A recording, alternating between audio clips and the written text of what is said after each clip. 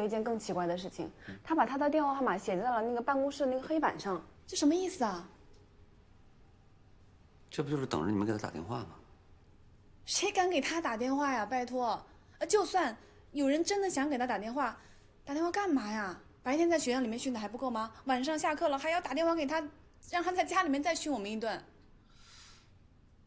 你们是不是给训怕了呀？哪有人会留个电话等着人打电话过去再挨一顿训的？他留电话摆明就是让你们给他打电话，让你们表明态度，没准现在就等着你打电话呢。我啊？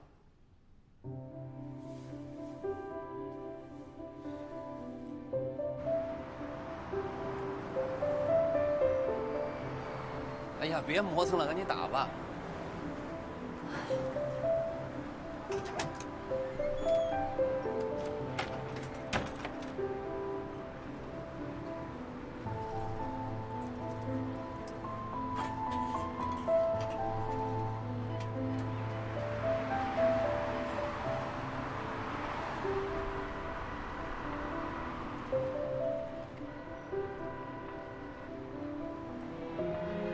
你好，玛丽安教授吗？我是赵小青。什么？真的吗？哦，好的。或者明天下午，可以吗？好的，拜。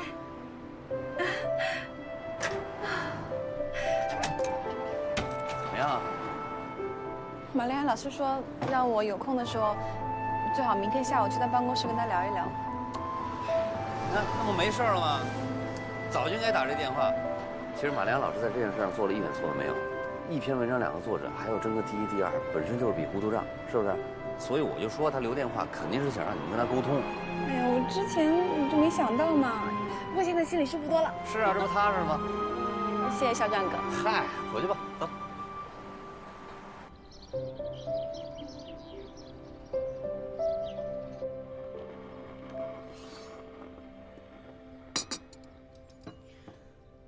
上次你不是说我泡的咖啡太苦了，我就加了牛奶。你尝一尝。非常感谢您。我想知道你上次不喝它是因为很难闻吗？不是，那个时候我太幼稚了，我不会再那样了。好。你为崔西送来了他完全遗忘的报告，是不是证明你们2个已经和解了？是的，给您添麻烦了。说实话，我真的很想知道你是不是还在埋怨我当时没有替你说话。好吧，说实话，我是有一点埋怨的意思。不过有人告诉我，作为老师，您并没有做错什么，而且您还帮助了我们，让我们俩的关系没有继续恶化下去。这个人很有见识。这个人是谁？对不起，这是我的秘密。好吧，很高兴你能认识到这一点。署名的问题只是形式上的先后。我希望在你的心里能把对待学术研究的严谨态度放在私人情感之前。无论以后你跟什么人合作，都要签署一份合约，这样你就能更好地分配你们的责权利。我会记住的。不过我并不认为成为科学家和保留丰富的情感之间有什么冲突。我希望我能成为科学家的同时，我也能成为让我的家人开心的那种人。你要知道，最好的学生是对老师不满意的人，但他一定会令老师骄傲。对了，我有一个新的研究课题，这个课题是关于癌细胞的逆录入问题。如果你有兴趣，可以参与进来。你可以用现有的试验数据展开进一步的研究。我可以用您的研究数据？当然，如果将来能够成文发表，你还可以署名第1，我第2。那我真是太荣幸了。你知道吗？我听说你有一种非常好的中国茶，下次能带来给我吗？哎，好啊，没问题。好，咖啡尝起来真的挺好喝的，嗯谢谢。不客气，你可以随时来喝。嗯。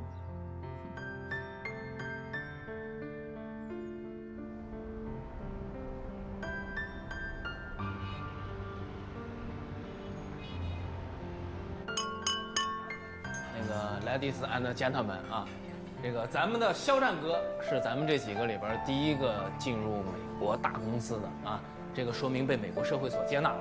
咱们得快马加鞭，羊头赶上，学习肖战好榜样啊！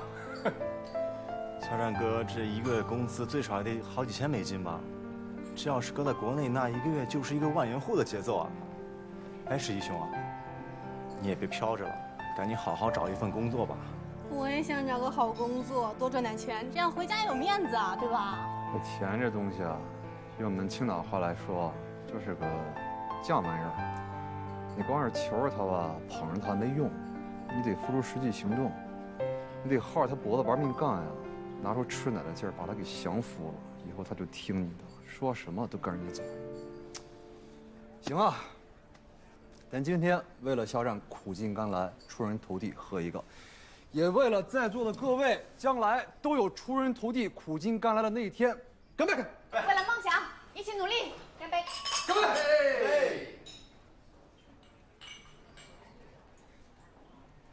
五星红旗迎风飘扬，胜利歌声多么响亮。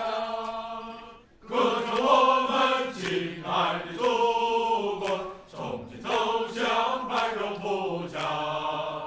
歌唱我们亲爱的祖国，从今走向繁荣富强。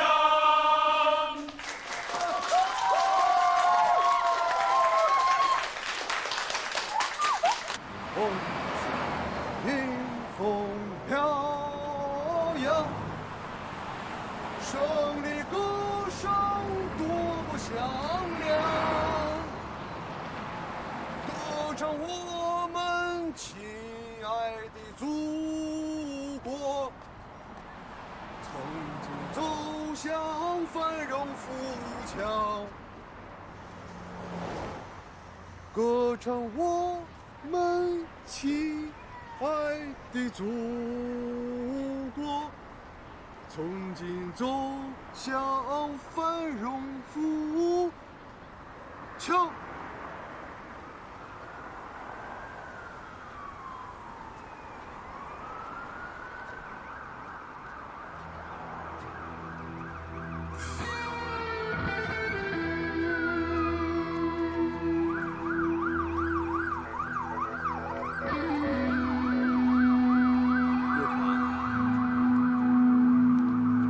爱情，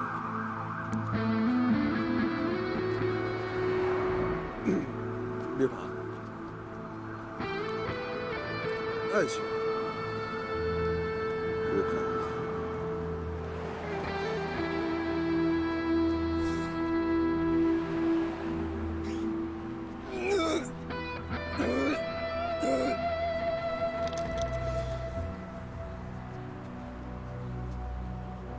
美国，老子要活下去，活着和你杠到底。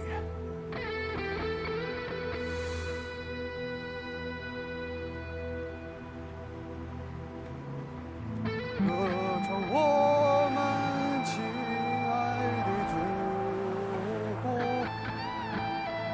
从今走向繁荣富强。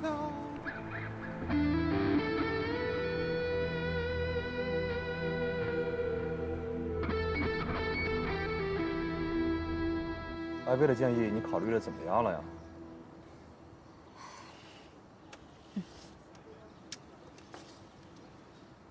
真的别考虑太久了。柏拉图曾经说过，一个人不论干什么事情，如果失掉恰当的时机、有利的时节，那就会前功尽弃。你知道柏拉图？你11哥，我是有2个文学学位的人，听你11哥的话绝对不会错。我只是好奇，你为什么要跟乔过不去？这理由还不够充分吗？我相信艾薇已经跟你说过了。等到下一个姑娘出现的时候呢，你就像那隔夜的披萨，就会被那个王八蛋给扔到一边。退一步说，就算他愿意离婚啊，愿意娶你，那下一个被家暴、被揍得鼻青脸肿、关在笼子里边的小麻雀也是你。你们都是中国人，我怎么能完全信任你们？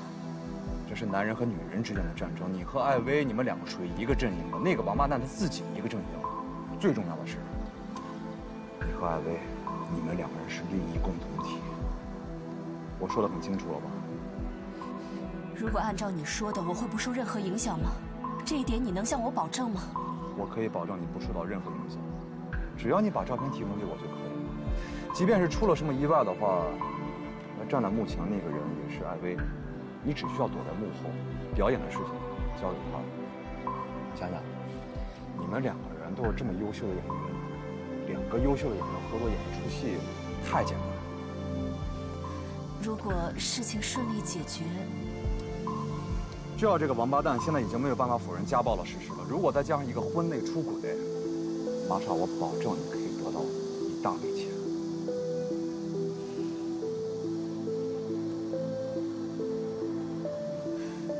好吧，照片的事交给我。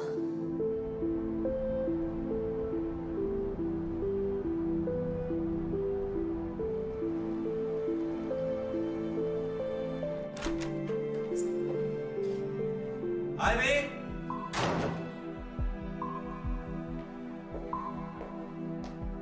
塔尼亚，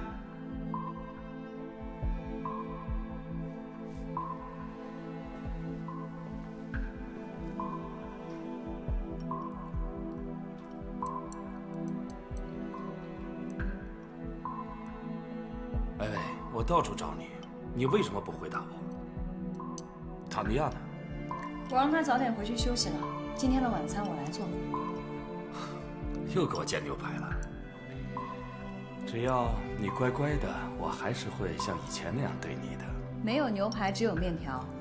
这是我家乡的阳春面，你要吃吗？要吃的话，我可以给你做一碗。我不吃这种黏糊糊的东西，我要吃牛排。没有牛排，只有面条。艾薇，既然你不饿的话，那我们坐下来好好聊一聊吧。走。哦，当然了，我希望你可以保持最后的风度，不要大吼大叫，也不要家暴，好吗？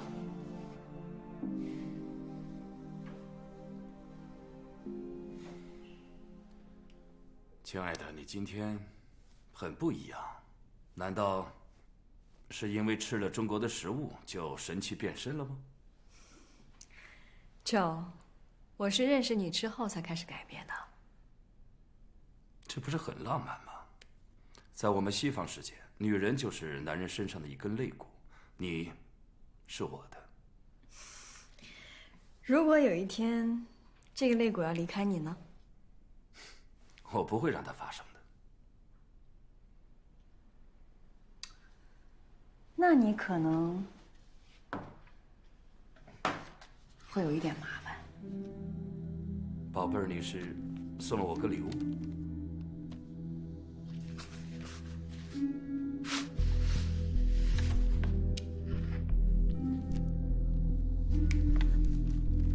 你从哪儿弄来的这些？家里的私人医生不敢帮我看，外面那些大医院的医生一听我是詹姆斯太太，不愿意惹麻烦。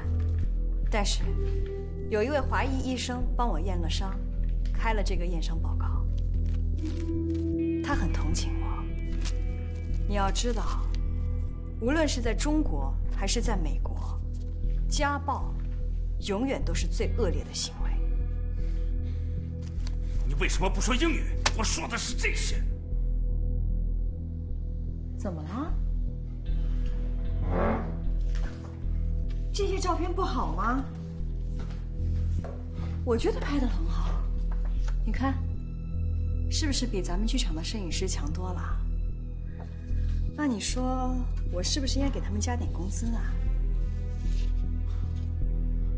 艾薇，原来你一直是在伪装，一直在骗我。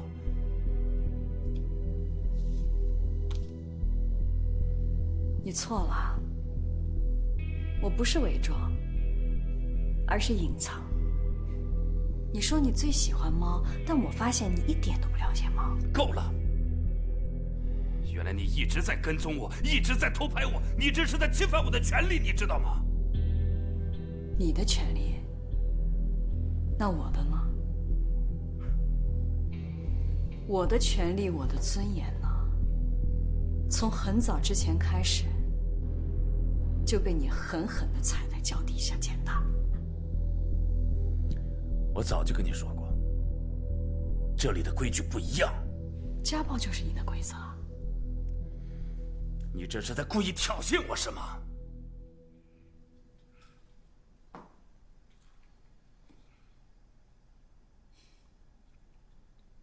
赵，在我的家乡，一个女人如果愿意为了这个男人隐藏自己，那是她希望两个人之间还有可能，她希望自己可以爱上这个男人。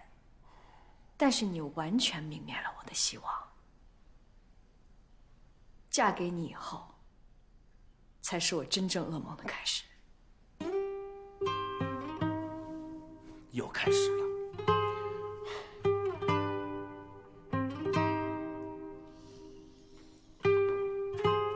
这些东西，看你是要交给警察，还是记者，结果都是一样的。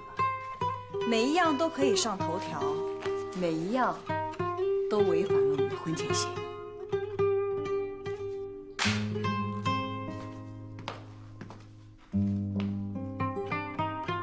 当然了，你要愿意的话，可以联系我的律师。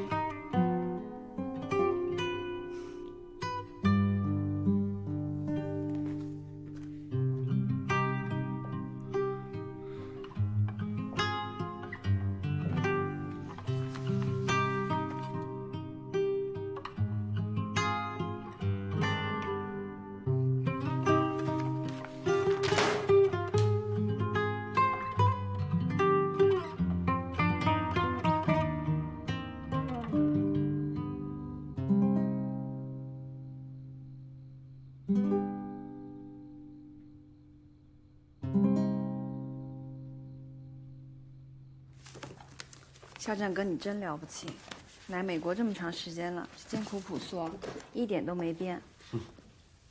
现在一个月拿3000美金，明明可以租一个更好的公寓，这一间会不会小了点儿？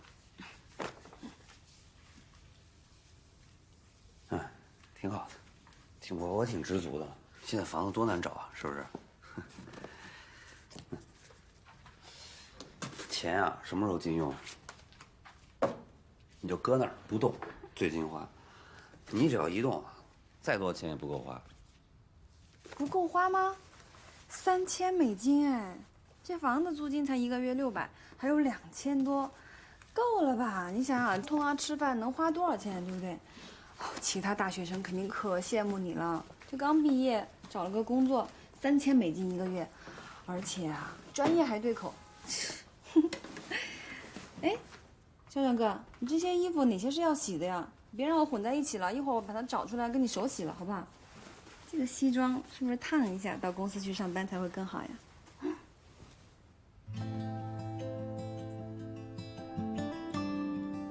我给你买了个东西。啊？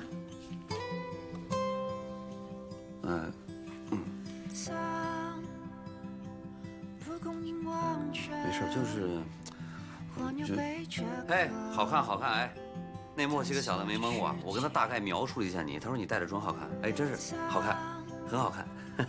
你送给我的东西啊？啊，没事，我就顺便路过一地儿，我就买了，对，也不是什么东西，对，主要合适你。干嘛要送东西给我？啊，我感谢你啊。你说你帮我到处找房子，是不是？你还帮我收拾东西啊？你刚才还想给我洗衣服呢，是不是？啊，你还送我一瓶清凉油。这清凉油能有多少钱啊？还是我用剩下一半的？礼轻情意重，我这人就这样，滴水之恩，秉性相报。哼。你第一次发工资就想着买东西送给我，这是你的一片心意。哎呀，不贵不贵，你千万别以为是个什么东西，就是个玩意儿。喜欢吗？哎，喜欢就行，喜欢就行，喜欢就行。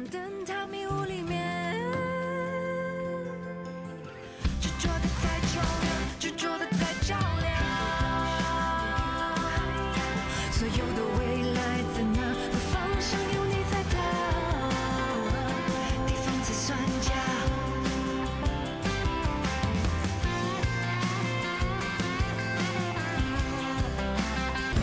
好，万事俱备。我要像我的老板一样，从这里白手起家。你老板？嗯，跟这儿有什么关系啊？我老板就住在离这儿2个街区远的地方，他的公司也在那边。我老板很厉害，通过几年时间，让一个小公司挤进了同行业的前5。现在他有2层办公楼，近100个员工。哇，真的很厉害哎！对，我希望有一天我能像他一样，甚至能够比他还强。我也要开办自己的公司，我要开办自己的专利，让美国人的生活中都有我的产品。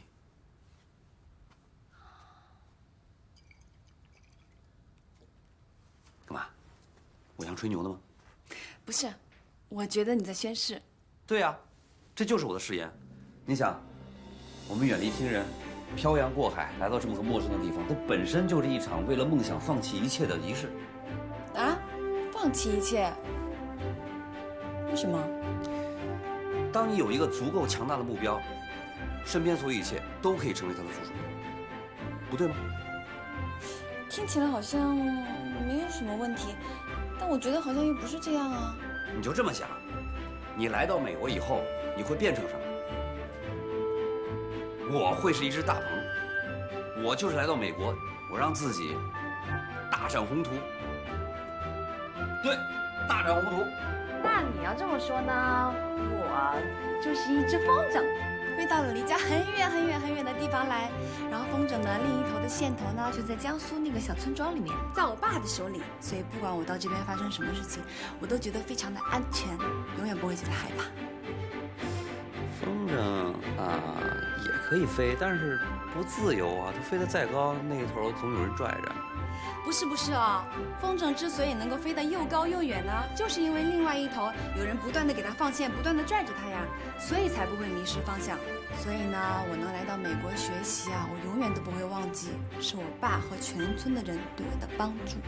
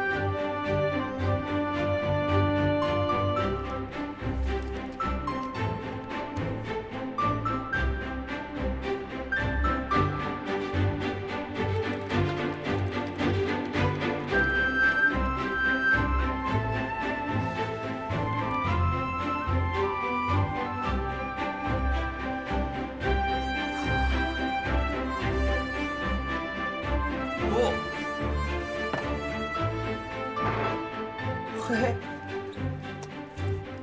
你怎么跑这儿来了？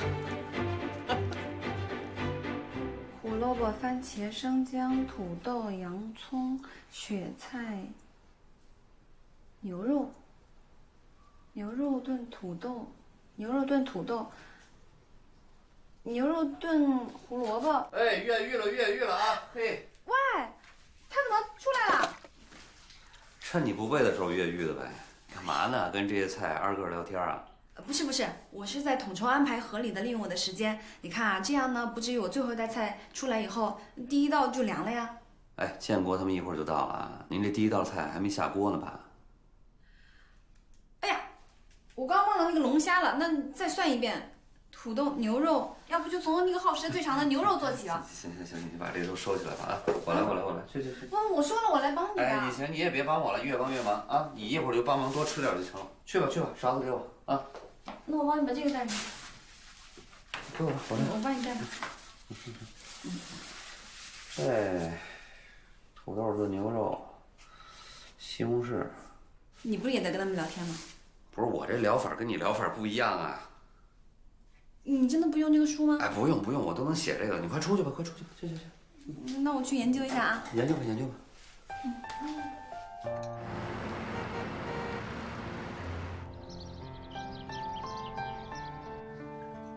哎呦，张哥，你这房真不错啊，说的跟我买的似的。听说国内能买商品房了？真的假的？可不是真的吗？不但可以买房，听说还可以分期呢。那回去我也买一套。来，吃点水果。快，你们都洗好了。哎，你怎么都吃上了？你没洗就吃了？肖战，你们家苹果没几瓶啊？啊，苹果这摊事儿我不管。哎，今天人到了这么齐，咱们是不是得拍照留念啊？必须的。这个好，是吧？好主意。哎，那个战哥，你站小青旁边啊。就是呀。站这干嘛？你去快。啊，往那边走。来，魏红，你靠近点啊。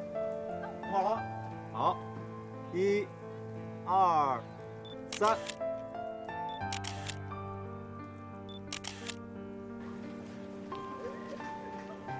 往这儿站点吧，还有点少雨呢。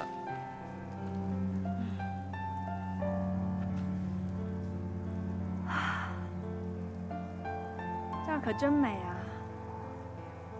不过我的家乡更美，我们家乡的山山水水呀，比这儿可好看多了。你是不想家了？梦里夜里都会想。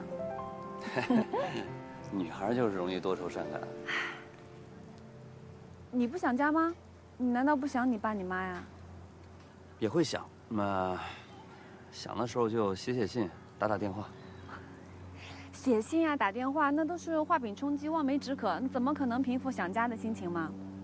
你知道吗？每次我给我爸打电话的时候呢，我就特别想钻到电话那头去，能够真实的陪在我爸身边，那种感觉多好。这样，等我发了工资啊，我随时给你备着买一张机票的钱。想他了，咱就买张机票回去，行吗？真的？你说的，我可记住了。我说的。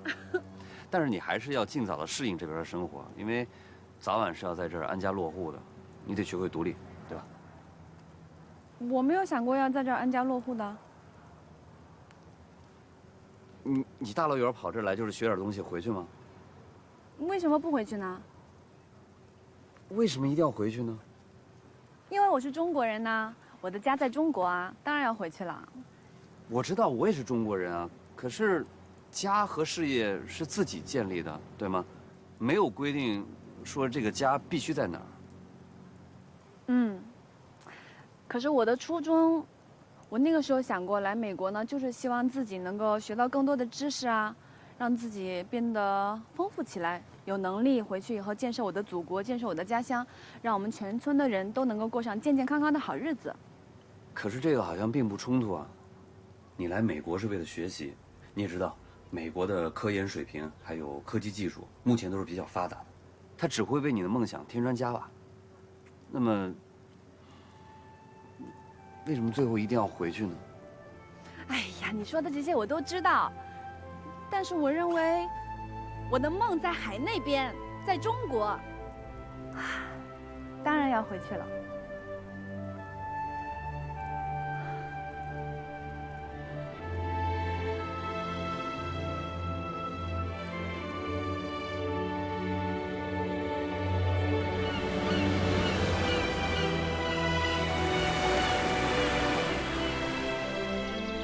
小青啊，你看，这是一种草药，它叫益母草。它为什么能治病？它能治什么病？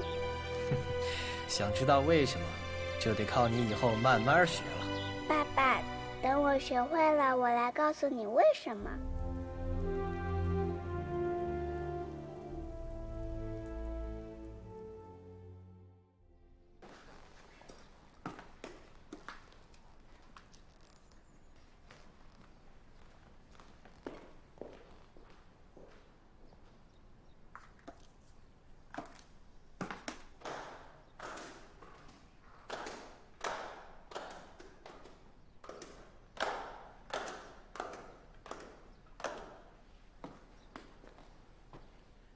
詹姆斯太太，你好。你还是叫我艾薇女士吧。我跟詹姆斯马上就要离婚了。如果你非要坚持离婚的话，那么我有责任提醒你，结果绝对不会像你想的那样。你不但会输掉这场官司，还会失去你的名誉和詹姆斯先生对你的爱。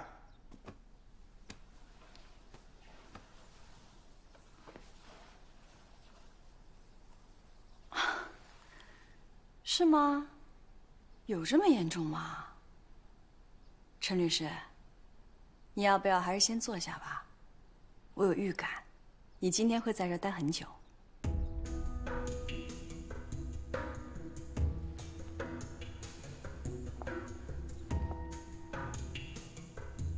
詹姆斯太太，你不要忘了，这里是美国，离婚可不像你想的那样，排队2个证就可以。在美国，离婚有着复杂的法律条文，特别是像詹姆斯先生这样的。有多复杂？你说来我听听。这些都是专业的法律知识，就算我现在告诉你，你在短时间内也无法理解和应对。陈律师，以前你每一次都能很好的吓唬住我，你要不要今天再试试？如果成功了，你是不是又可以去跟詹姆斯去邀功了？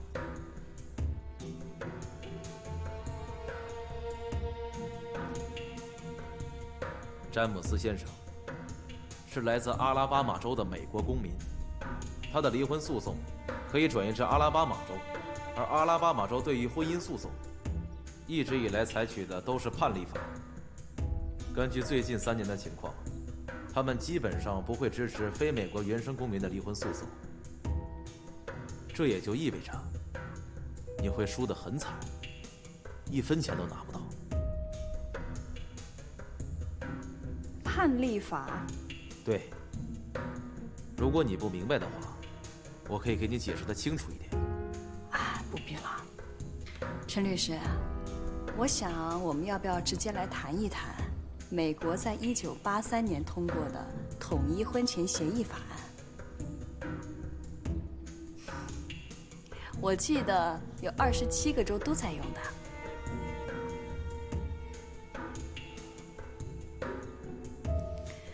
陈律师，要不先喝口咖啡润润嗓子？我说过，你今天会在这待很久。Tania, get me my favorite black tea, please.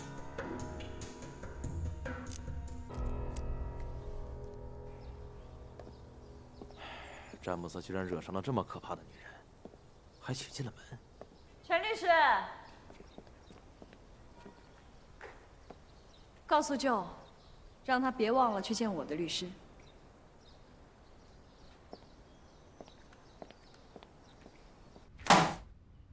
我花了这么多钱雇佣你，还不如全都扔进水里呢。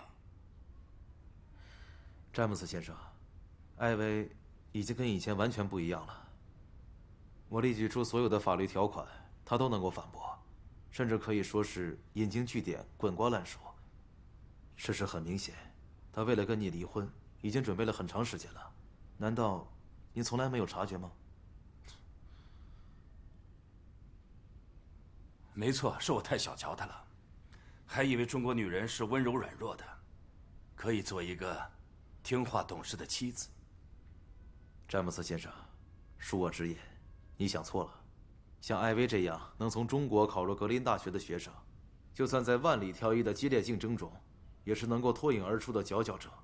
他们拥有着非凡的智商和才华，而中国的考试方式让他们拥有了超强的记忆力。所以，艾薇从一开始就不是一个只会梳妆打扮、唱唱跳跳的女孩子。我当然知道艾薇是一个不一般的女孩，不然我也不会把她娶回家了。只是我真的不再年轻了，已经没有驯服女人的精力了。詹姆斯先生，难道从一开始你就是抱着驯服她的想法，才跟她结婚的吗？我之前的婚姻已经让我精疲力尽了，我想要的只是一个举止得体、聪明伶俐的小家伙，让我抱在怀里，能够得到一些安慰。您知道在中国是怎么样形容厉害的女人吗？人们叫她们母老虎。母老虎？对，您试图驯服一只老虎，那就注定会被咬伤。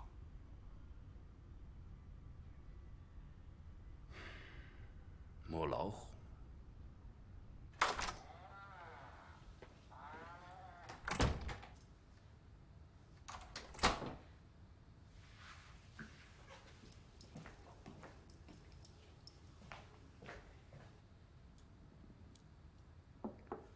请慢用。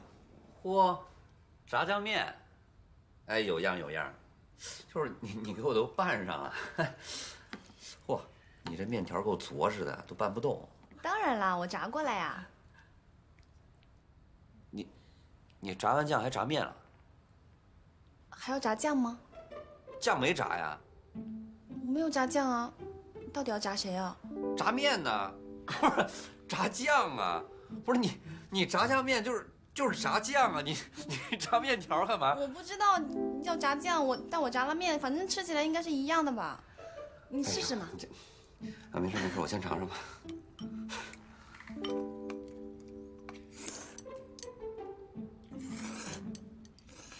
怎么样，好吃不？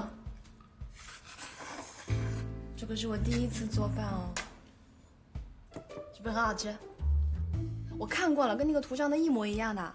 很好吃，对不对？给我尝一口。不是，我第一次做饭，我都没有尝过，不能吃独食哦。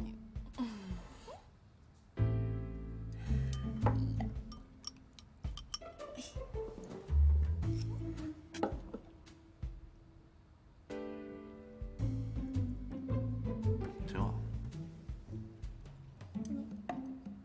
你这怎么？你别吃了，你吐出来吧。不，这太咸了，不能吃。你听我说，对不起，我真的不知道做的这么难吃。应该就是这个味儿。你要做的太好啊，我以后吃不着，心里老惦记。你这样对我就太残忍了。没事，咸了兑点水，淡了再来点酱，没问题啊。这没法吃的。有法吃，我这不吃了吗？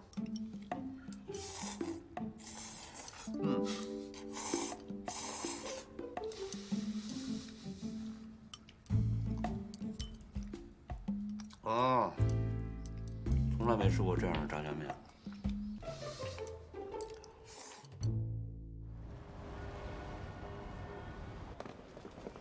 小心点，詹姆斯先生。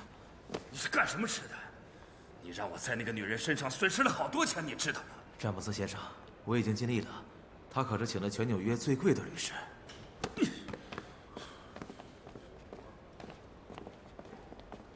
Joe，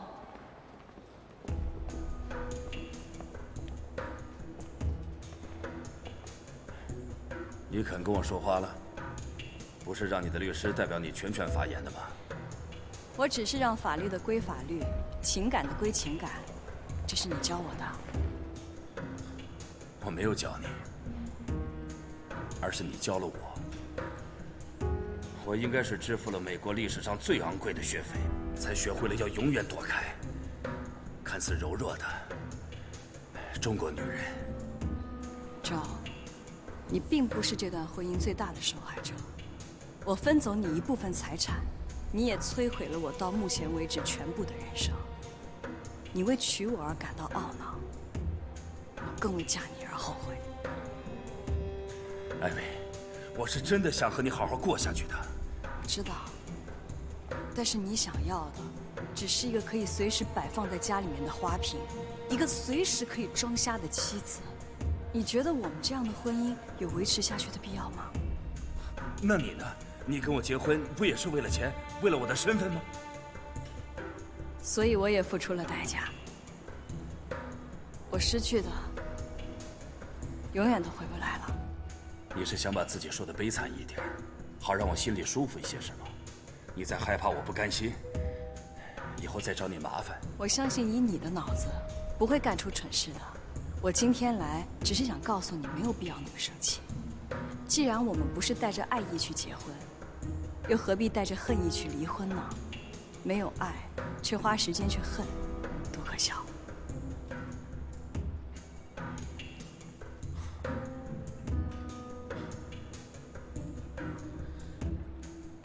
母老虎，真的是一只